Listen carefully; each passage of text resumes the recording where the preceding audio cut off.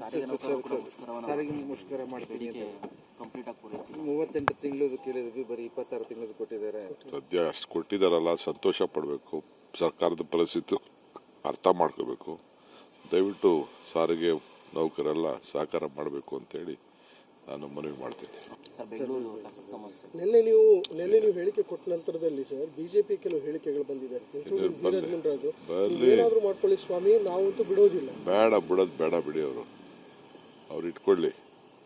ಯಾರು ಬಿಡಲ್ಲೋ ಅವ್ರ ಕ್ಷೇತ್ರದಲ್ಲಿ ಕಸನೇ ತೆಗಿಯಲ್ಲ, ಕಸನೇ ತೆಗ್ಸಲ್ಲ. ಅವ್ರ ಕ್ಷೇತ್ರದಲ್ಲಿ ಜನನೇ ಅವ್ರು ಉಗಿತಾರೆ. ಎಲ್ಲ ಮೈಕ್ ಹಾಕ್ಬಿಟ್ಟು ಅನೌನ್ಸ್ಮೆಂಟ್ ಮಾಡಿಸಿ ಏನು ಕಾಲ್ ಕಟ್ಕೊಳಕ್ಕಾಗ್ತದ? ಏನು ಬೇಕೋ ನಮ್ಗೆ ಗೊತ್ತಿದೆ. ಕಸ ಎಲ್ಲಾರು ಹಾಕ್ಬೇಕಲ್ಲ, ಎಲ್ಲಿ ಹಾಕ್ಬೇಕು?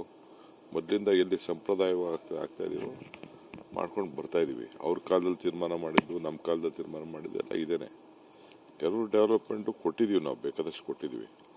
ಹಂಗಂತ ಸಾವಿರಾರು ಕೋಟಿ ರೂಪಾಯಿನ ಎಷ್ಟು ಅಂತ ಕೊಡೋಕ್ಕಾಗ್ತದೆ? ಕೊಡೋಕ್ಕಾಗಲ್ಲ. ಏನೋ ಕೆಲವೊಂದು 50-100 ಕೋಟಿ, 20 ಕೋಟಿ, 30 ಕೋಟಿ ಹಿಂಗೆ ಮೊದಲು ಕೊಟ್ಟು ಬಂದಿದ್ದೀವಿ. ಕೊಡ್ತೀವಿ. ಅವ್ರು ಅರ್ಥ ಮಾಡ್ಕೋಬೇಕು. ಆ ವೆಹಿಕಲ್ಗಳೆಲ್ಲ ಹೋಗ್ತದೋ ಏನೋ ಎತ್ತ ಅಂತ ಹಂಗಂತೆಲ್ಲ ಮಾಡಿದ್ರೆ ಮಾಡಲಿ.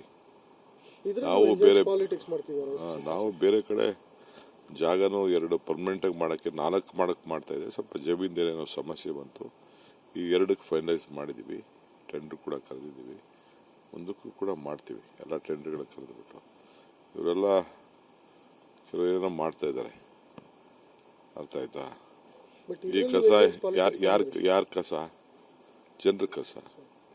ಈಗ ಆಯ್ತಪ್ಪ, ಮಹದೇವಪುರ ನಿಲ್ಲಿಸ್ಬಿಟ್ರು. ಈ ಮಹದೇವಪುರದ ನಿಲ್ಲಿಸ್ಬಿಟ್ರೆ 3 ದಿನ ತೆಗಿಲೇಬೇಡಿ ಅಂತ ಅವ್ರು ಬೇಡ ಅಂತ ಹೇಳ್ತಾರಲ್ಲ, ನಾವು ತೆಗಿಲೇಬೇಡ ಅಂತ ಹೇಳ್ಬಿಟ್ರೆ ಏನಾಗಬೇಕು? ಆ ಕೆಲಸ ನಾವು ಮಾಡ್ತೀವಿ. ನಮ್ಮ ಡ್ಯೂಟಿ ನಾವು ಮಾಡ್ತೀವಿ. ಸಾರಿಗೆ ಮುಷ್ಕರ ಮಾಡ್ತೀನಿ ಕಂಪ್ಲೀಟ್ ಆಗಿ ಪೂರೈಸಿ 38 ತಿಂಗಳು ಕೇಳಿದ್ವಿ, ಬರೀ 26 ತಿಂಗಳು ಕೊಟ್ಟಿದ್ದಾರೆ.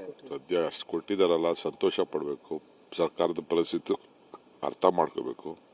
ದಯವಿಟ್ಟು ಸಾರಿಗೆ ನೌಕರೆಲ್ಲ ಸಹಕಾರ ಮಾಡಬೇಕು ಅಂತೇಳಿ ನಾನು ಮನವಿ ಮಾಡ್ತೀನಿ.